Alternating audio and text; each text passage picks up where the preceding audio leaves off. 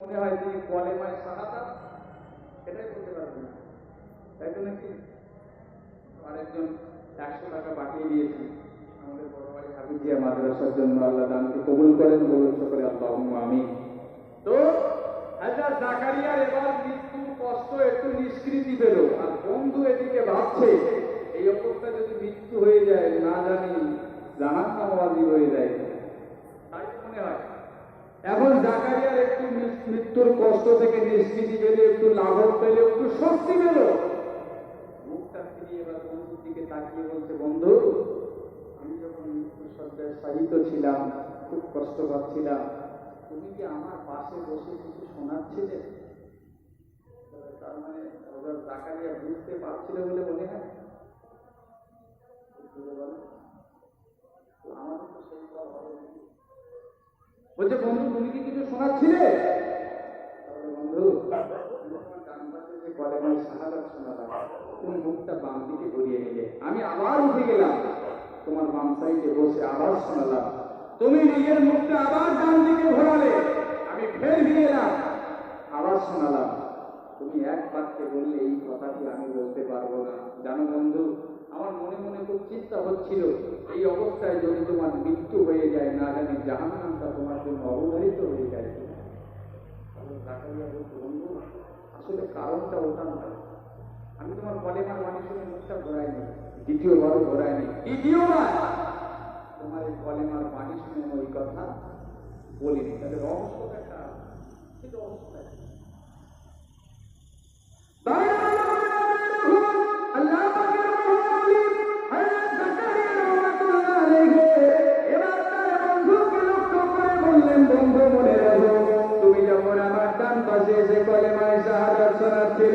সেই মুহূর্তে শয়তান আমার শিবিরে উপস্থিত হয়ে গেল, আর শয়তান আমাকে লক্ষ্য করে বলতে লাগলো, এই জাকারিয়া, তুমি মনে রেখে দাও, মৃত্যুর কষ্টে তোমার দেহের হাড় হাড্ডি সব চূর্ণ বিচূর্ণ হয়ে যাচ্ছে। না না না না না, আমার কাছে পেয়ালা ভর্তি পানি রয়েছে, এই পানি যদি একটা বারের জন্য তুমি পান করে নাও, মুহূর্তের ভিতরে তোমার মৃত্যুর কষ্ট লাঘব হয়ে যাবে।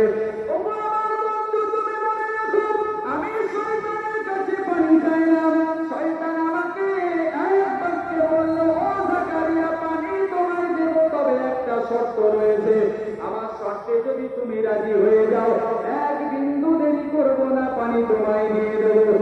আমার বন্ধু, তুমি মনে রাখো, আমি শয়তানের কাছে শর্ত জানতে চাইলাম, শয়তান আমাকে এক বাক্যে বলল, এ জাকারিয়া, মনে রাখো, আমরা দুনিয়াতে যে ঈসা নবী বলে সম্বোধন করি যে নবীকে, তিনি হলেন মরিয়ামের পুত্র ঈসা নবী। তোমাকে এক বাক্যে স্বীকার করতে হবে, ঈসা নবী হলো আল্লাহর পুত্র, আল্লাহর ছেলে। আমি তোমায় পানি দেবো, দেরি করবো না। ও আমার বন্ধু, তুমি মনে রাখো, শয়তান আমাকে যখন ওই কথা বলতে বলছিল, ঠিক একই টাইমে, একই মুহূর্তে তুমিও আমাকে কলেমায় শাহাদাত শোনাচ্ছিলে। না না না না না, আমি তোমার কলেমায় শাহাদাত শুনে মুখটা ঘোরাই নিব, রীতিমতো শয়তানের ওই কটু কথা শুনে আমার মুখটাকে আমি বাম দিকে ঘুরিয়ে নিয়েছিলাম।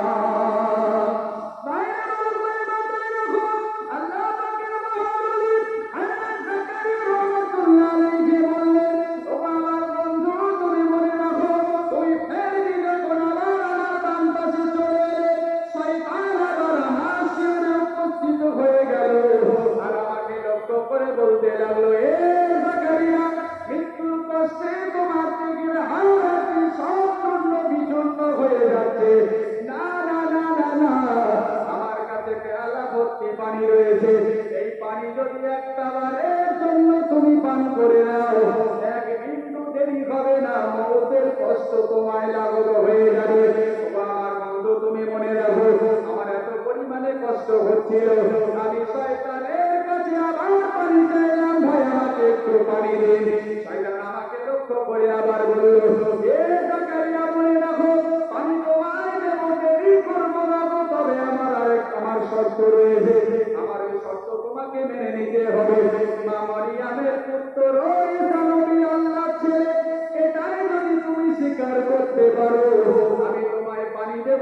করবো না গো।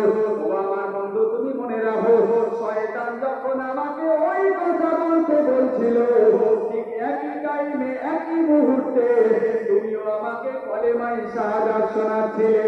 না না না না না, আমি তোমার কলেমায়ে শাহাদাত শুনে মুখটা ঘোরাইনি গো। রীতিমতো শয়তানের ওই কটু কথা শুনে আমার মুখটাকে আমি ডান দিকে ঘুরিয়ে নিয়েছিলাম। হযরত জাকারিয়া বললেন, বন্ধু তুমি আমার ডান পাশে আসলে কলেমায়ে শাহাদাত শোনাচ্ছিলে, শয়তান এদিকে আমার শিরক উপস্থিত, আমাকে বলছে তোমার এত কষ্ট হচ্ছে, পানি তোমায় দেবো, দেরি করবো না, তবে শর্ত একটা, মা মারিয়ামের পুত্র ঈসা নবী তোমাকে স্বীকার করতে হবে, ঈসা নবী হবে আল্লাহর পুত্র, পানি আমি তোমার দেব।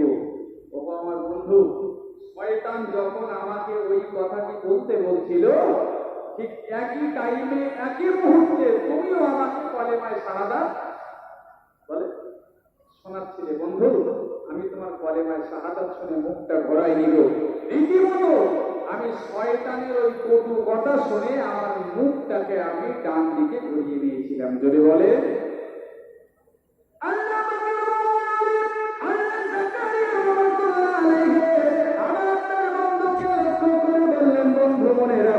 তুমি আবার যখন আমার ডান পাশে চলে এলে, আর শয়তান রীতিমতো সেও আমার শিওর উপস্থিত হয়ে গেল, আমি আমি আমি খুব কষ্ট পাচ্ছিলাম বন্ধু। শয়তান আমাকে আবার লক্ষ্য করে বলল, ও জাকারিয়া তুমি মনে রাখো, মৌতের কষ্ট তো আর দেহের ভিতরে বিন্দু মাত্র পানি আমি দেখতে পাই না গো। আমার কাছে পেয়ালা ভর্তি পানি রয়েছে, এই পানি যদি একটা বারের জন্য তুমি পান করে নাও, এক বিন্দু দেরি হবে না, তোমার মৌতের কষ্ট থেকে তুমি নিষ্কৃতি পেয়ে যাবে। ও আমার বন্ধু তুমি মনে রাখো, আমার এত পরিমাণে কষ্ট হচ্ছিল, মৌতের কষ্ট আমি সহ্য করতে পারছিলাম না। মাঝে মাঝে মাঝে মাঝে মনে হচ্ছিল সাগরের আর নদীর সমস্ত পানি যদি আমার মুখের ভিতরে ঢেলে দেয়, তবুও মৌতের সময়ে পানির তৃষ্ণা আমায় মিটবে না। ও আমার বন্ধু মনে রাখো, আমি একটু পানির কষ্টের জন্য শয়তানের কাছে আবার পানি চাইলাম। শয়তান আমাকে লক্ষ্য করে বলল, এ জাকারিয়া মনে রাখো, আমার আরেকটা শর্ত রয়েছে, এক বাক্যে যদি তুমি স্বীকার করতে পারো তামাম পৃথিবীতে নবীর হাদিসগুলো সব মিথ্যা, আমি এক বিন্দু দেরি করবো না, পানি তোমায় দিয়ে দেবো। ও আমার বন্ধু তুমি মনে রাখো, শয়তান আমাকে যখন ওই কথা বলতে বলছিল, ঠিক একই টাইমে একই মুহূর্তে তুমিও আমাকে কলেমায়ে শাহাদাত শোনাচ্ছিলে গো। না না না না না, আমি তোমার কলেমায়ে শাহাদাত শুনে ওই কথা বলিনি গো, আমি রীতিমতো শয়তানের ওই কটু কথা শুনে শয়তানকে লক্ষ্য করে বললাম, এই কথাটি আমি বলতে পারবো না। আমার বন্ধু তুমি মনে রাখো, আমি শয়তানকে যেই না ওই কথা বললাম, শয়তান এক বিন্দু দেরি না করে পানির পেয়ালাটা আমার পায়ের কাছে ফেলে দিয়ে জনমের মতন আমার কাছ থেকে বিদায় নিয়ে নিল। একটু জোরে হবে না সুবহানাল্লাহ? একটু মন খুলে বলেন সুবহানাল্লাহ। বন্ধু শয়তান আমার কাছে এসে বলছে, বলো নবীর হাদিসগুলো মিথ্যা, তাহলে পানি তোমায় দেব। শয়তান যে টাইমে বলছিল, ঠিক একই টাইমে তুমিও আমাকে কলেমায়ে শাহাদাত শোনাচ্ছ। না বন্ধু, আমি তোমার কলেমায়ে শাহাদাত শুনে মুখটা ঘোরাইনি, আমি রীতিমতো শয়তানের ওই কটু কথা শুনে আমি শয়তানকে লক্ষ্য করে বলেছিলাম যে এই কথাটি আমি বলতে পারবো না। শয়তান পানির পেয়ালাটা আমার পায়ের কাছে ফেলে দিয়ে আমার কাছ থেকে বীর বিক্রম ভাবে বিদায় নিয়ে চলে গেল। জোরে হবে না সুবহানাল্লাহ?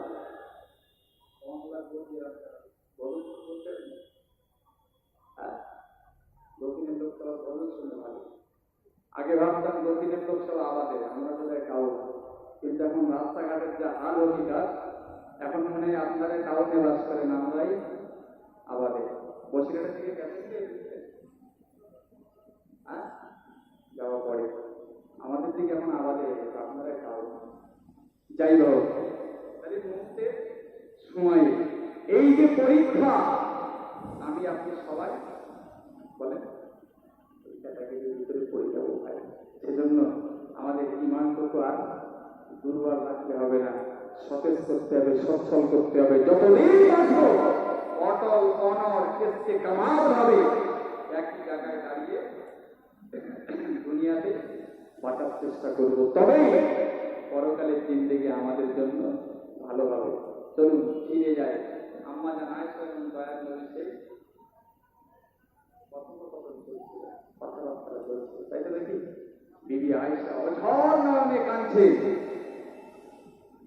আল্লাহ পাকের নবী বিবি এবার কাঁদতে কাঁদতে বললেন, হুজুর, মানুষের মৃত্যুর পরে কবরে যাওয়ার আগে এর ভিতরে কি কোনো কষ্ট আছে না? নবী বললেন, হ্যাঁ কষ্ট আছে, আমরা মরে গেলাম, হয়ে গেল, যা হবে কবরে দেই। কিন্তু নবী বললেন, না, মরণের পরে আর কবরে যাওয়ার আগেও কিছু কষ্ট আছে। নবী বললেন, হুজুর কষ্ট কষ্ট। নবী বললেন, দেখো, একটা মানুষ যখন ইন্তেকাল হয়ে যায়, ওই মানুষটার যখন গোসল দেওয়া হয়, যারা গোসল দেয় মুর্দা ব্যক্তি চিৎকার করে বলে, এ আমার গোসল দেনেওয়ালা ভাইয়েরা, একটু আস্তে আস্তে আমার গায়েতে পানি ঢালো, একটু আস্তে আস্তে আমার গায়েতে সাবানটা মর্তন করো, ঘষাঘষি করো, অত চটজলদি করো না। মৌতের কষ্টে আমার দেহে হাড় হাড়ি সব চূর্ণ বিচূর্ণ হয়ে গেছে।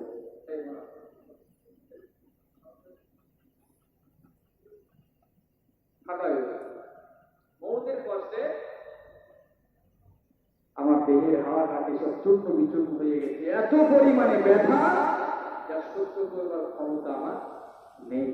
কাপড়ের কাপড় পরানোর সময় ঠিক ওইভাবে বলে, একটু আস্তে আস্তে আমাকে কাপড়ের কাপড়টা পরাও, আমার গায়ে এত ব্যথা। নবী বললে, একটা মানুষ যখন ইন্তেকাল হয়ে যায়, ওই মানুষটার গায়ে এত এত বেশি পরিমাণে ব্যথা হয়, একটা জীবিত মানুষ যদি তার মাথা থেকে একটা চুল ছিঁড়ে শূন্য থেকে আস্তে করে ছেড়ে দেয়, গায়ে পড়বে, ওই যে গায়ে পড়া আঘাতটা হয় মালুম হবে বলে মনে হয়? মালুম হয়? এটা বললে মালুম হবে? অনেক সময় রাস্তা দিয়ে যায়, আগে পায়খানা করে দেয় মাথায়, সাপ থাকে না, অনেকে বলে বন্ধুরা, তখন আমরা ফলো করি। কিন্তু নবী বললেন, ওই যে চুল পড়া আঘাতটা সহ্য করতে, ধরে একদিন মারা গেল, লাশটা আছে, আমি আমার মাথা থেকে একটা চুল ছিঁড়ে এখান থেকে ছেড়ে দেবো, গায়ে পড়ে কত থাকে, কম্পিউটার পাল্লায় দিলে শো করবে, আর কি স্বর্ণকারের দাড়ি পাল্লায় যদি দেওয়া হয় শো করবে, একটা চুল আর কি করবে না। নবী বললেন, চুল পড়া আঘাতটা জীবিত ব্যক্তি সহ্য করতে পারবে না, এত বেশি পরিমাণে কষ্ট। বাইরে না, সবাই তো দুনিয়া ছেড়ে চলে যাবে, এখন খবরে পাথর সঞ্চয় কিছু করতে হবে, যদি কিনা আমরা না করি তাহলে শেষ হয়ে যেতে হবে।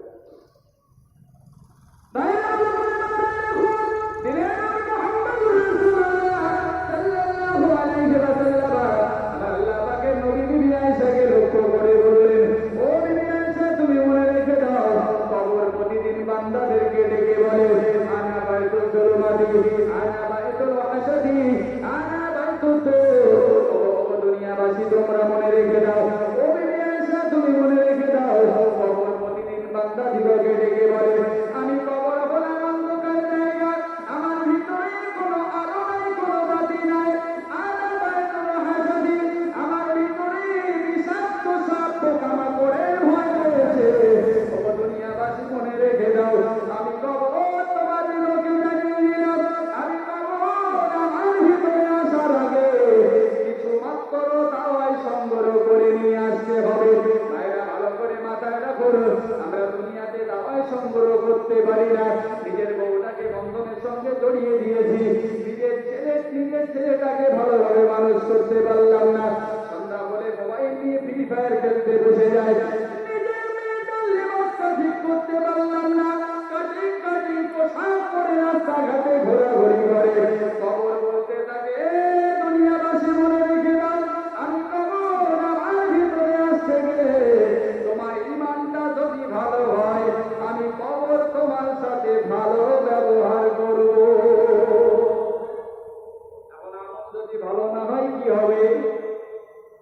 জোরে বলেন।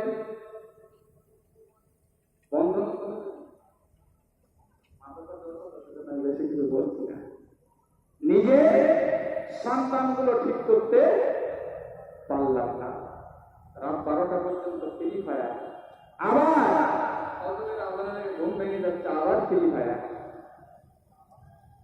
কবরে যে হিসাব দিতে হবে না? জোরে বলে।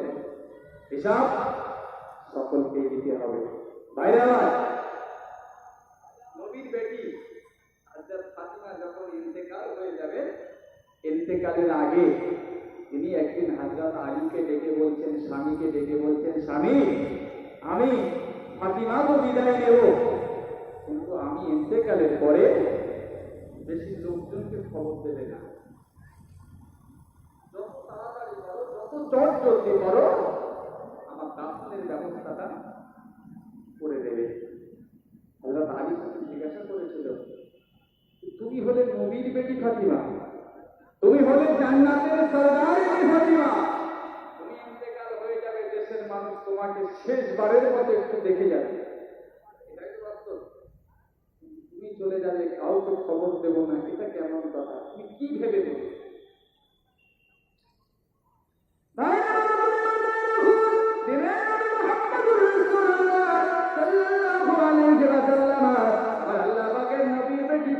স্বামীকে ডেকে বলেছিল, স্বামী তুমি মনে রেখে দাও, আমি যেদিন থেকে তোমার সংসারে উপস্থিত হয়েছিলাম, না না তোমার এলাকাতে কোন মানুষ আমি ফাতিমা আমার মাথার চুলটা দেখতে পাইনি। আমি ফাতিমা যতদিন তোমার ঘরে গেছিলাম, আমি ফাতিমা আমি কতটা লম্বা ছিলাম কেউ কোনোদিন দেখতে পাইনি। আমি ফাতিমা আমার মুখের চেহারাটা কেউ কোনোদিন উপলব্ধি করতে পারেনি। ও আমার স্বামী তুমি মনে রেখে দাও, আমি ফাতিমা যদি ইন্তেকাল হয়ে যাব, চলে যাব, আপনি সেই মানুষগুলোকে যখন তুমি খবর দিয়ে দেবে, তারা এমনি করে গুটি গুটি গুটি গুটি পাই তোমার বাড়ি চলে আসবে। তারা এসে বলবে, ফাতিমার মুখটা একটু আগলা করো, মুখটা দেখিনি, যেমন মৃত বাড়িতে দেখা হয়। আমার স্বামী তুমি মনে রেখে দাও, আমার মুখটা যখন আগলা করা হয়ে যাবে, আর মুখটা দেখতে দিয়ে যদি আমার মাথার একটা মাত্র চুল দেশের মানুষ দেখে ফেলে, আল্লাহ পাকে শাহী দরবারে কি জবাব দেব? আমি ফাতিমা কতটা লম্বা ছিলাম তার উপলব্ধি করবে। আমি ফাতিমা আমার মাথার চুলগুলো কত বড় বড় ছিল, রীতিমতো তারা সবাই দেখে নেবে। আমার স্বামী তুমি মনে রাখো, এজন্যই তো আমি বলেছি আমার মৌতের সময় বেশি লোককে খবর দেবে না। এই ফাতিমা ছিল জান্নাতের সরদারিনী ফাতিমা। নারীদিকে জান্নাতের ভিতরে যিনি লিডার মেনে যাবে, তিনি হলেন হযরত ফাতিমা। ফাতিমা ইন্তেকালের পরে কবর খনন করা হয়ে গেল। হযরত আবু যার বিমানে চলে গেলেন কবরের পাশে। এই কবর তুমি মনে রেখে দাও, আজকে তোমার বুকে যাকে রেখে দেওয়া হবে, তিনি হলেন দয়ার নবী, তো জাহানের বাদশাহ, যাকে সৃষ্টি করলে মহান আল্লাহ কোন কায়নাত কিছুই বানাবেন না গো। এই নবীর বেটি ফাতিমাকে তোমার ভিতরে রেখে দেওয়া হবে। ভাইরা আমার, কবর থেকে কোনো আওয়াজ আসে না গো। আবার আবু যার গিফারি কবরকে লক্ষ্য করে বলে, এই কবর তুমি মনে রেখে দাও, তোমার বুকে আজকে যাকে রেখে দেওয়া হবে, ইনি হলেন হাসান আর হুসাইনের মা ফাতিমা। এই কবর তুমি মনে রেখে দাও, হাসান হুসাইনের মা ফাতিমার সঙ্গে তুমি বেয়াদবি করবে না। এই কবর তুমি মনে রেখে দাও, তোমার ভিতরে আজকে যাকে রেখে দেওয়া হবে, ইনি হলেন জান্নাতের সরদারিনী। জান্নাতে নারীদিকে যিনি লিডার হয়ে যাবেন, সেই জান্নাতের সরদারিনী ফাতিমাকে তোমার ভিতরে রেখে দেওয়া হবে। ও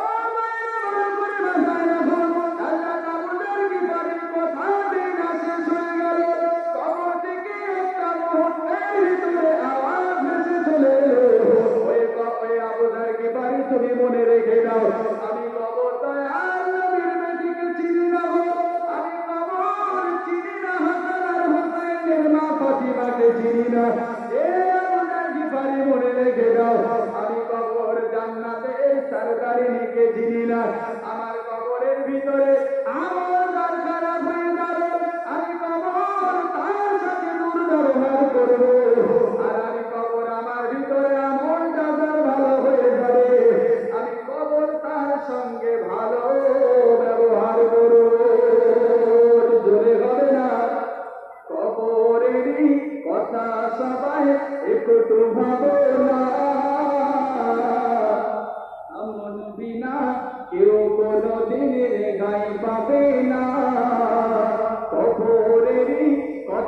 সবাই একটু ভাবনা, আমল বিনা কেউ কোনদিন রেহাই পাবে না। ও গো মুসলমান, ও গো সাবধান, নারে তাকবীর। কবরের মাত্র সঞ্চয় আমাদের বলে করতে হবে। কবরের পাথেয় সঞ্চয় আমাদের করতে হবে ভাই। আমল যদি ঠিক থাকে সব ভালো, আর তার ফাতিমার যদি ওই হয় আমাদের কি হবে বলে, আমাদের কি হবে? আম্মা জান আয়েশা দয়ার নবীকে লক্ষ্য করে বললেন, হুজুর কবরের ভিতরে শুইয়ে দেওয়ার পরে মুনকার আর নাকির নামীয় দুইজন ফেরেশতা আসবেন। হুজুর তাদের কাজ প্রশ্ন করা ছাড়া কি আর কোনো কাজ আছে? বা কবরে আর কোনো হিসাবের মুখে কি পড়তে হবে? দয়ার নবী বললেন, দিদি আয়েশা মনে রাখো, কবরের ভিতরে মুনকার নাকির ফেরেশতা আসার আগে কবরের ভিতরে ফেরেশতা হাজির হবে, যার নাম হলো হযরত রুমান আলাইহিস সালাম। কেউ বলেছেন রুমান, কেউ বলেছেন রুমান। হযরত ইমাম গাজ্জালী হুজুরের কিতাবের ভিতরে লেখা আছে হযরত রুমান আলাইহিস সালাম। নবী বিবি বলেন, হুজুর রুমান ফেরেশতার কাজটা আমরা তো জানি মুনকার নাকির আছে, হুজুর রুমান ফেরেশতার কাজটা তাই দিনে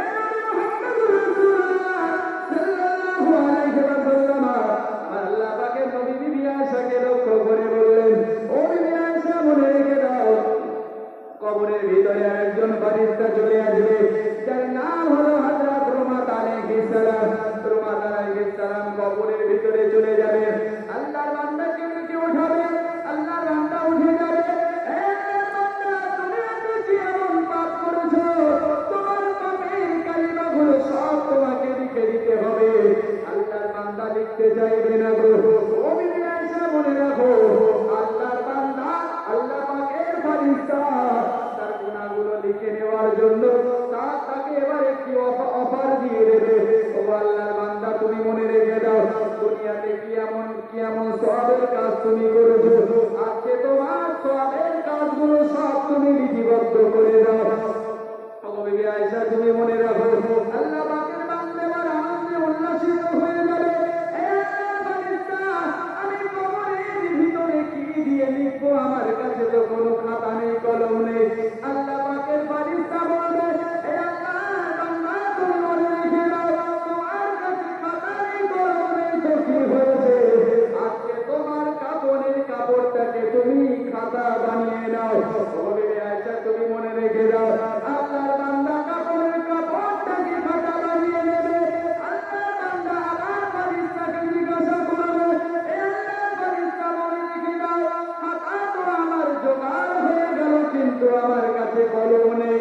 আল্লাহ পাকের ফেরেশতা বলবে, হে আল্লাহর বান্দা মনে রেখে দাও, খাতা যখন তোমার হয়ে গেল, আজকে তোমার শাহাদাত আঙুলটাকে তুমি কলম বানিয়ে নাও। আল্লাহর বান্দা শাহাদাত আঙুলটাকে কলম বানিয়ে নেবে। আল্লাহর বান্দা আর ফেরেশতাকে ডেকে বলবে, হে আল্লাহর ফেরেশতা মনে রেখে দাও, আমি যে লিখবো আমার কলমের ভিতরে তো কোনো কালি নাই গো। আল্লাহর ফেরেশতা এবার বলবেন, আল্লাহর বান্দা মনে রেখে দাও, খাতা যখন তোমার হয়ে গেল, কলম যখন তোমার হয়ে গেল, কালির অভাব তোমার হবে না গো। আজকের জন্য তোমার গালে থুতু মোবারকটাকে তুমি কালি বানিয়ে নাও। আল্লাহর বান্দা গালে থুতু মোবারকটাকে কালি বানিয়ে নিয়ে শাহাদাত আঙুলটাকে কলম বানিয়ে আর কাপড়ের কিছু টুকরাকে খাতা বানিয়ে নিয়ে আল্লাহর বান্দা সেদিন নিজের গুনাহের সওয়াবের কথাগুলো লিখে দেবে। ও আয়েশা তুমি মনে রেখে দাও, আল্লাহ পাকের ফেরেশতা ওই কাপড়টা নিয়ে আমাদের দেশে যেমন দেখতে পাওয়া যায়, ছেলে পিলে জেনে পেলে হুজুরেরা মাদুলি দেয়, পড়াশোনা ভালো না হলে হুজুরেরা মাদুলি দেয়। আল্লাহ পাকের ফেরেশতা ঠিক ওই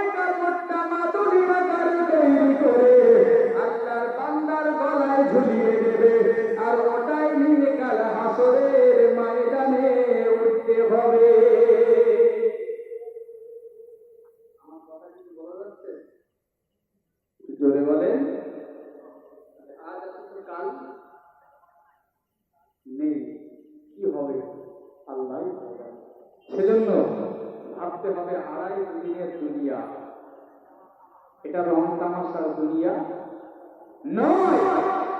যদি মহান আল্লাহ একটা মানুষকে সিস্টেম করে দিত, এই মানুষটা মরবে 2021 সালের ফাল্গুন মাসের 20 তারিখে, 1.5 বছর আগের থেকে ওর খাওয়া দাওয়া সব হাত পাশা নিত্যে হয়ে যাবে, প্যারালাইজ হয়ে যাবে। ভাইরা আমার, তাহলে মৃত্যু কখন কার আসবে আল্লাহ ভালো জানে। আমরা বাইরে বার হই, বাইক নিয়ে বার হই, অনেকে অ্যাক্সিডেন্টে মরে, রাস্তার ধারে পড়ে রইল, যারা দেখতে পায় পরে পুলিশ প্রশাসন দেখা যাচ্ছে বেওয়ারিশ লাশ, কোনো সন্ধান নেই। পকেটগুলো চেক করে দেখে কি আছে না আছে, যদি আই কার্ড পায়, যদি দেখে শফিকুল মন্ডল, তাহলে বলতে মুসলমান। আর যদি কিছুই না থাকে, হিন্দু না মুসলমান আল্লাহ ভালো জানবে, তখন হয়তো দিয়ে দেবে শ্মশান। সেজন্য নামাজ পড়তে হবে, আর পকেটে ন্যূনতম একটা টুপি থেকে দিতে হবে। যদি মারাও যায়, পথে ঘাটে বুঝতে পারে মুসলমানের বাচ্চা, ঠিক বলছি না ভুল বলছি? কার কখন কি হবে আল্লাহ ভালো জানেন। নবীর বেটি হযরত, নবীর বিবি হযরত আয়েশা সিদ্দিকা অঝরে কাঁদছে শুনে।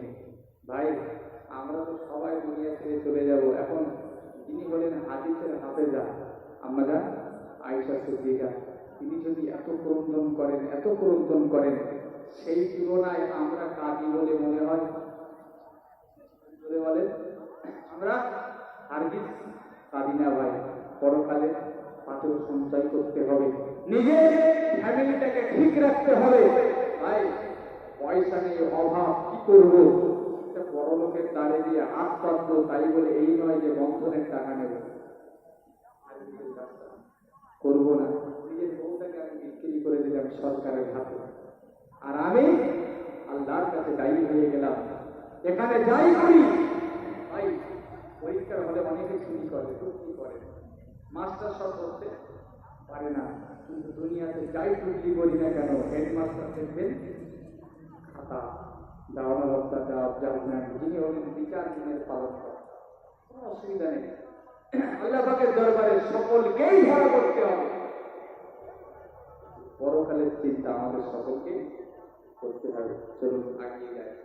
আল্লাহ পাকে নবী একজন প্রিয় সাহাবী হযরত সাআদ ইবনে মুআয রাদিয়াল্লাহু তাআলা আনহু, ভাই তিনি ইন্তেকাল হয়ে গেলেন। দয়ার নবীর দরবারে খবর পৌঁছে গেল। দয়ার নবী বললেন, ও সাহাবীরা, আমার সাআদ ইবনে মুআযের লাশটা দাফনের ব্যবস্থা করতে হবে, তো তোমরা সাআদ ইবনে মুআযের লাশটা নিয়ে যাও জানাজা ময়দানে। কোথায় হচ্ছে কথা বলে? জানাজা ময়দানে। জানাজা ময়দানে নিয়ে যাওয়া হলো। সাহাবীরা দেখতে পাচ্ছে জানাজা ময়দানটা খুব অন্ধকার আচ্ছন্ন, দিনের বেলা এত অন্ধকার কল্পনা করা যাচ্ছে না। পাশাপাশি দুজন সাহাবী দাঁড়িয়ে আছে, একজন সাহাবী অপর সাহাবীকে চিনতে পারে না। কেমন অন্ধকার জায়গা ভাইরা আমার। তো হযরত সাআদ ইবনে মুআযের লাশের ব্যাপারে দয়ার নবী যখন বললেন, সাহাবীরা যাও আমার সাআদ ইবনে মুআযের লাশটা নিয়ে যাও। সাহাবীরা যে দেখতে গেলেন জানাজা ময়দানে ওই অবস্থা। এটা চিন্তা করবেন, তাই তো দিনের বেলা লাশ নিয়ে আসতাম, অন্ধকার কেন অন্ধকার নেই? চারিদিকে তো ভালো দেখতে পাচ্ছি সড়ক, জানাজা ময়দানের পুরো চত্বরটা এত অন্ধকার আচ্ছন্ন কেন হয়ে গেল?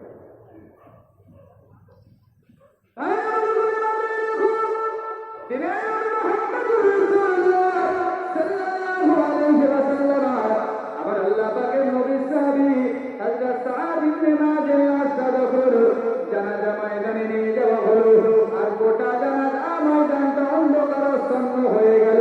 দুইজন সাহাবী পাশাপাশি দাঁড়িয়ে রয়েছে। না না না না না, একজন সাহাবী অপরজন সাহাবীকে তো চিনতে পারে না। সাহাবীরা বড় চিন্তায় পড়ে গেল। ছুটতে ছুটতে ছুটতে ছুটতে কিছু সাহাবী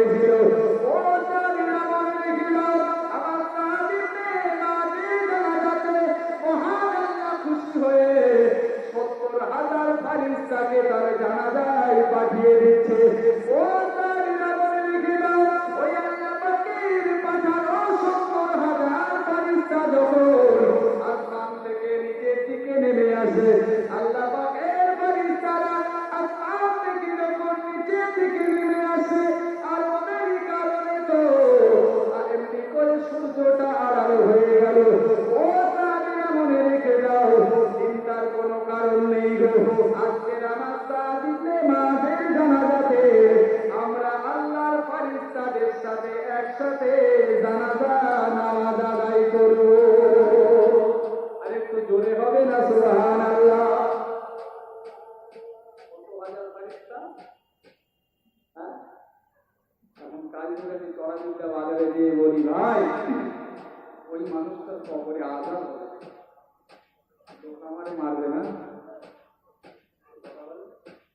বলবে হাত দিয়ে মারলে সব কম হবে, জুতো দিয়ে মারবে। যার জানা যায় 70,000 ফারিস্তা আসতে পারে, সেই মানুষটার কবরে কি করে আজাব হবে?